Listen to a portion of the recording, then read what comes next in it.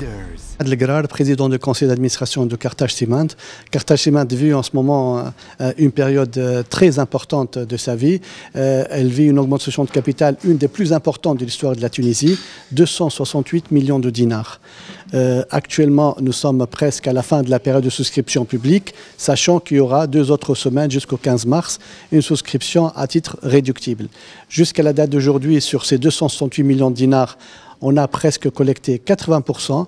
Bien entendu, Carthage Cement, l'État est actionnaire à plus de 50% à titre direct et indirect. Et il va rester, bien entendu, actionnaire à plus de 50%. Ça veut dire quoi? Ça veut dire que l'État va également suivre cette augmentation par une somme assez conséquente, même dans ce contexte. Et ça, c'est le premier signal positif que l'on donne sur la société. En même temps, notre objectif de l'augmentation de capital, c'est pour réduire la dette.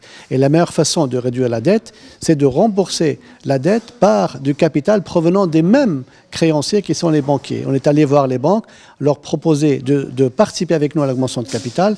Généralement, une opération qui ne se fait pas parce qu'un banquier est financé, son rôle est de financer par dette, mais les banques ont accepté de participer à raison de 80 millions de dinars. J'insiste sur le fait que les banques ne vont pas forcément suivre 80 millions de dinars, mais si il reste une partie de l'augmentation de capital, les banques entreront, mais la priorité reste tout de même pour les actionnaires anciens jusqu'à maintenant. Il y en a 80% des actionnaires qui ont suivi l'opération.